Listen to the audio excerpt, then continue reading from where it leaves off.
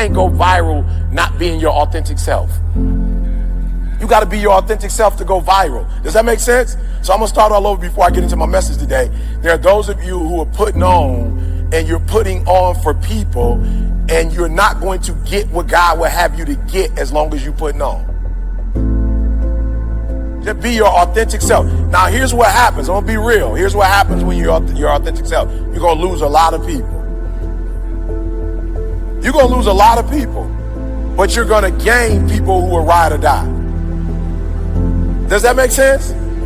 Okay, so most of y'all know I had an opportunity to be on a big show, right? That they show in the morning to millions of people. And by the grace of God, I didn't go. And people was like, bruh, millions of people you could have sold more books. I said, I don't want another million people in my life.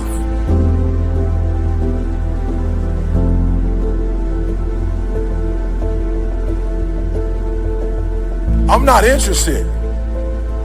I don't need a million more problems. I don't need a million more people in my life. I don't need a million more people to buy books. I don't need no more money in my life right now. God is giving me what I need for right now. I don't need no more money. Now you might need more, but I don't need nothing else. You're not about to convince God that you know different than who you are. He knows who you are. If you would just realize who you are and embrace it, he could finally give you his plan. But he can't give you his plan when you this version of you. So all you really have to do is develop, and he will deliver.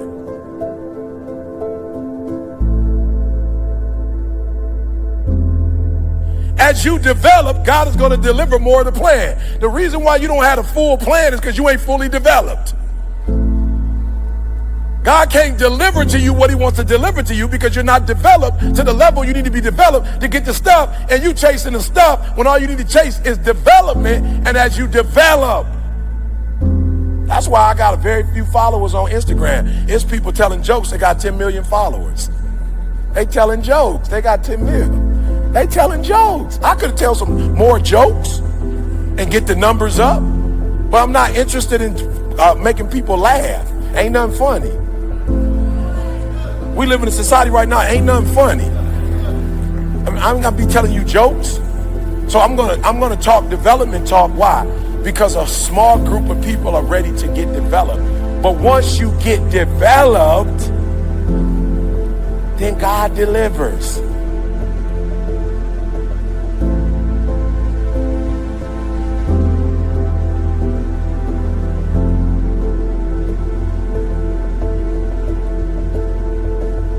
You're gonna die. And you don't know when you're gonna die, so stop acting like you know. That's what God told me to tell you. He told me to tell you. Some of y'all, if you knew you only had 3 years left, you'd live differently. He told me to tell you to live like you're gonna die. Stop living like you're gonna live forever, because you're not. Stop. I told y'all the story when my grandmother passed. My grandma been well her whole life. She was 92 almost. She was weeks away from 93. My father called me, my auntie called me like, grandma in the hospital. I'm like, bet. And the way they said it was like, your grandma in the hospital. You know what I'm saying? She ain't never been sick. She gonna be out. That's how they said it, like grandma good. I was like, bet. Grandma called, hey baby, how you doing? I was like, all right, grandma, how you doing? Right? And so my father was like, she about to go into surgery, right? But she ain't never been sick. She about to go into surgery. The doctor said, it's good. My grandma called me. I should have knew something was up. I was in Chicago. I was there. And my wife was like, you probably need to go see your grandma. I'm like, nah, I'll see her when she get out.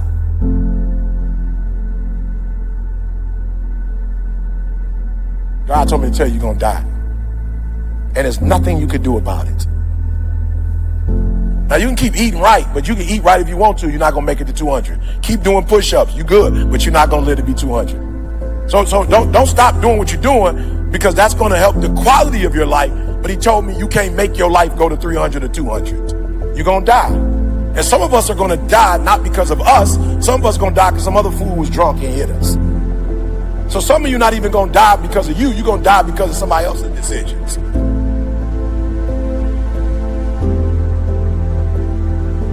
And my grandma called me just before we went into surgery. I should have knew something wrong. My grandma said, baby, I need your spirit.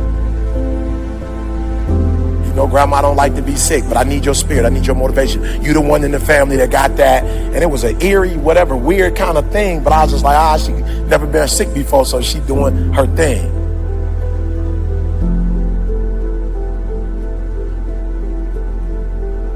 My father called me and was like, yo, she got out of surgery. They said she good. She just needed to recover. I was like, bad. Then my father called me hours later and like, your grandma, it was weird. He didn't even say she was dead. He was just like, your grandma had some complications. I was like, oh, okay, what kind? You know what I'm saying? Constipation, complications. Like, what kind of complications is she having? He was like, no, complications. I was like, bruh, we grown. Like, what? Do I need to get in the car? Do I need to come? Like, what? He's like, no, she didn't make it. I said, she didn't make what? She didn't make what? He was like, she gone. I said, what? For some of us in this room, you may only have a year. We may only have 2, 3. I don't know. But God told me to tell you, when you leave here, stop acting like you got 20. Stop acting like you got 30. And develop as quick as you can so that you can get what God has for you as long as you can.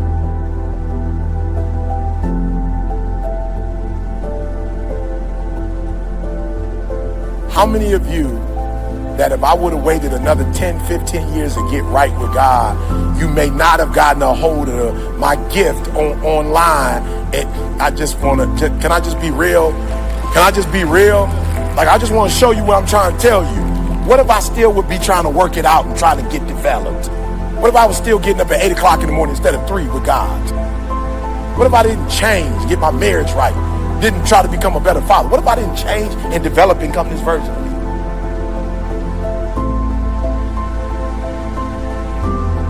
That message that you got, that I wouldn't have been able to give that message because I wouldn't be me, and you didn't get that message at that time, and you would have leave here knowing that you may not have years. You may not have double digits.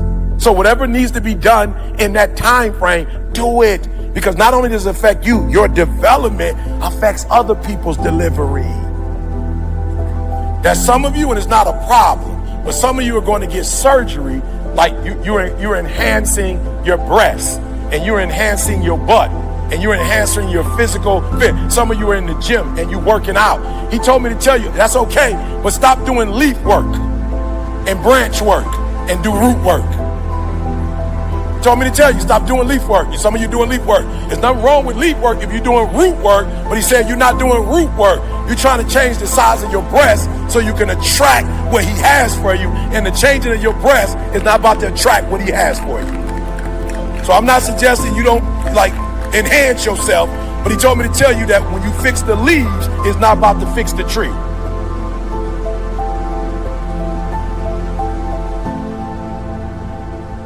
Like me and my mom would have, so when I left home, there would be like months where we didn't talk, like months. Because whenever we talk, it would be like beefed out. And it'd be like, this is weird. I shouldn't be talking to my mom like this.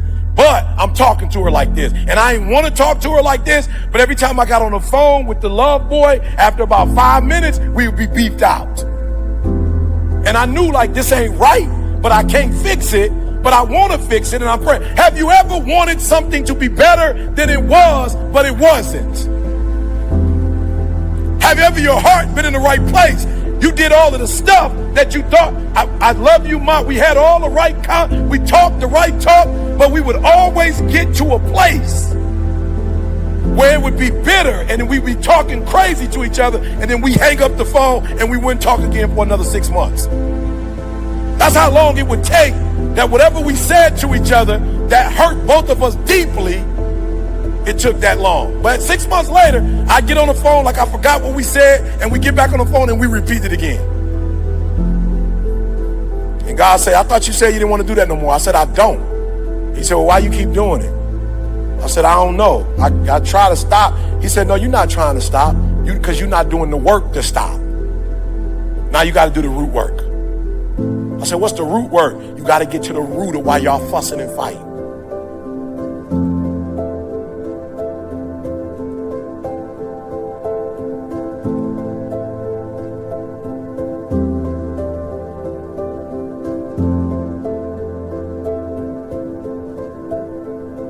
So the first thing he told me to tell y'all, there's those of you in this room, that your blessing is going to come when you deal with the root and stop doing leaf and branch work. That's what you're doing. You're going to doctors for stuff you need to go to God for. You got a therapist and you try and let the therapist take God's spot. Ain't nothing wrong with the therapist, but you try and let the therapist be God. You can't do that. You got to go to God. And the reason why I go to God every morning at 3 a.m. is because I need to hear from him. What's the root work for today? Here's why you need to do root work. Because if you don't do root work, people won't respect you in the way you're trying to get respect. People don't respect people that do leaf and branch work, but try to tell you how to do root work. I'm just telling you, some of y'all brands is not going to the next level, not because you ain't got a sweet story or you got something sweet to share, you ain't got a sweet product. You do. People don't buy products, people buy people. And so people are not connecting with you because they look at you and go, oh, you're doing branch and leaf work, and you trying to come holler at me like. And there are those of you in this room, I'm just trying to tell you, when you do root work, people open up doors for you and people respect you because they like, yo, you doing root work and I want to be able to do root work like you, or I'm doing root work like you. And a lot of y'all ain't doing root work, but you want to be out trying to you want the respect from the people, but you're not going to get it from them because you're not doing root work. Like, listen to me. Here's the deal. We don't say it as humans, but we judge each other. Just being real. We don't say it, but we judge each other. And even for those of us who try to be good saints, you still, when people come to you, you still like, bro, who are you to come to? I've done the root work, y'all, and I don't have an ego. I ain't got no pride. All I want to do is God's will at this point in my life. I'm not interested in nothing else. God, is it your will? He like, no. I'm like, then I'm not going. I don't need to go nowhere that's not going. I only want to do what you want me to do. And when I do what God wants me to do, I'm telling y'all, the money come, the info, everything comes. What do you intend to do about what God tells you to do? Because this is where most people go crazy. This is where most people go crazy. And most people don't realize you weren't born crazy. What happens is stress will make you go crazy.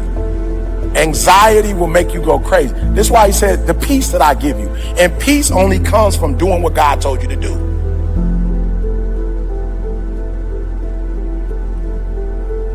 You can't be at peace when you know you're doing something you ain't supposed to be doing. You can't be at peace. You're only at peace when you go to God and you speak to God and God say, do this, do this, do that, and you do it, you're at peace. So number two, the question becomes, what do you intend to do about it? What do you intend to do about what God told you to do?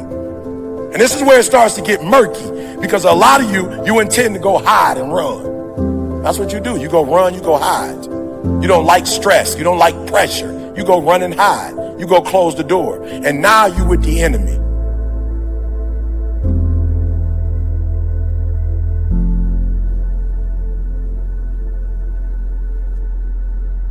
You need to continue to dream of your future. Praise God. Continue to dream of your future, but stay in the present and work on it.